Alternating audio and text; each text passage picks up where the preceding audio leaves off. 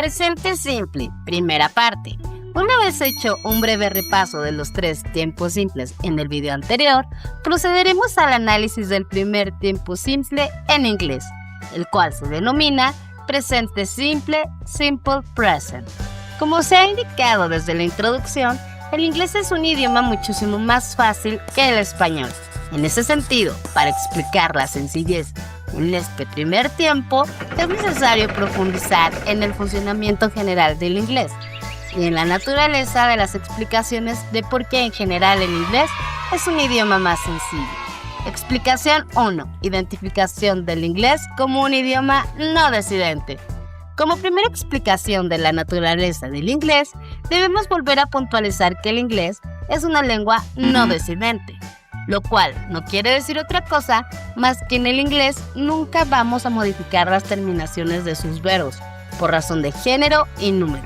Y en el caso de los tiempos, solo modificaremos los verbos en algunas ocasiones particulares. Es decir, mientras en el español decimos corro, corres, corremos, corren, dependiendo si nos referimos a nosotros mismos o a una persona que está con nosotros, o si nos referimos a una o varias personas. En el inglés, por el contrario, los verbos prácticamente nunca van a modificar su terminación. En otras palabras, el verbo correr, cuya traducción en inglés es run, salvo una excepción que no mencionaremos aquí para no confundirlo. En el presente simple siempre se dirá igual que el propio verbo, es decir, las palabras corro, corres, corremos, corren, en el presente simple del inglés siempre se dirá con una sola palabra, la palabra run. Esto sin importar si hablamos de nosotros mismos, de una persona al lado nuestro o de un grupo de personas. Es decir, a diferencia del español, en el presente simple los verbos siempre permanecerán prácticamente invariables, tal como se muestra en el siguiente ejemplo. Español, corro. Inglés, run. Español, corres. Inglés, run. Español, corremos. Inglés, run. Español, corren. Inglés, run. Ahora bien, seguramente debes estarte preguntando, si el verbo en inglés no cambia, ¿cómo es posible que se identifique la persona a quien se refiere a la oración? Es decir, si en el inglés decir corro, corres, corremos, corren, se indica de la misma manera, con la misma palabra run en todos los casos, ¿cómo es posible que podamos entender con exactitud de quién se está hablando? Al respecto, la respuesta rápida es que esto se logra en el inglés a través de los pronombres. Explicación 2.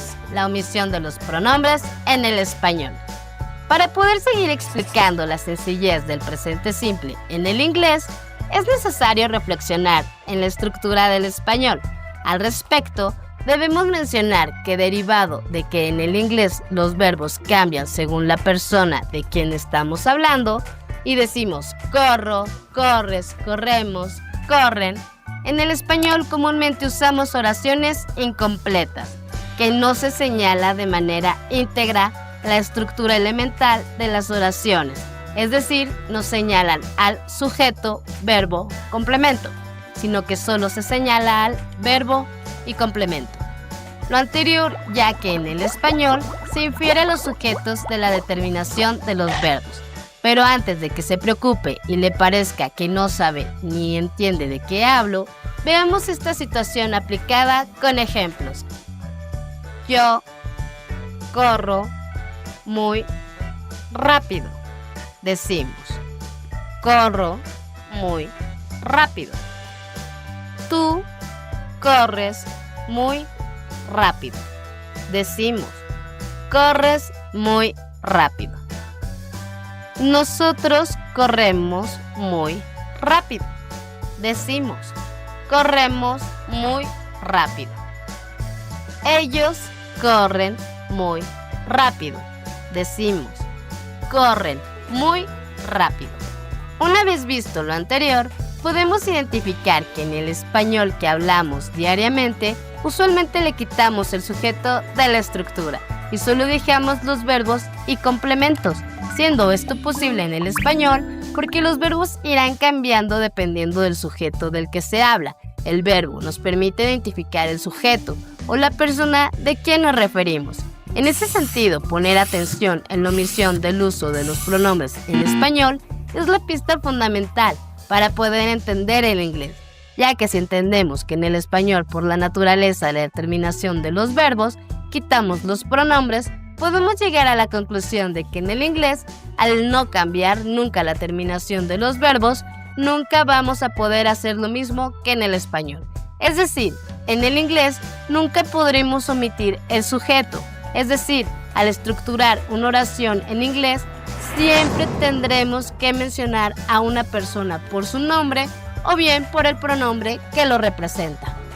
Pero no se preocupe si lo ha confundido esta idea de que en el inglés, al no cambiar el verbo, siempre el que va a indicar el quién es el sujeto, ya que esta idea se repetirá durante todo el curso hasta que le quede clara. Ejemplificaremos dos maneras en el español, una omitiendo el sujeto y otra señalando el sujeto, y una sola manera en el inglés, donde siempre se señala el sujeto.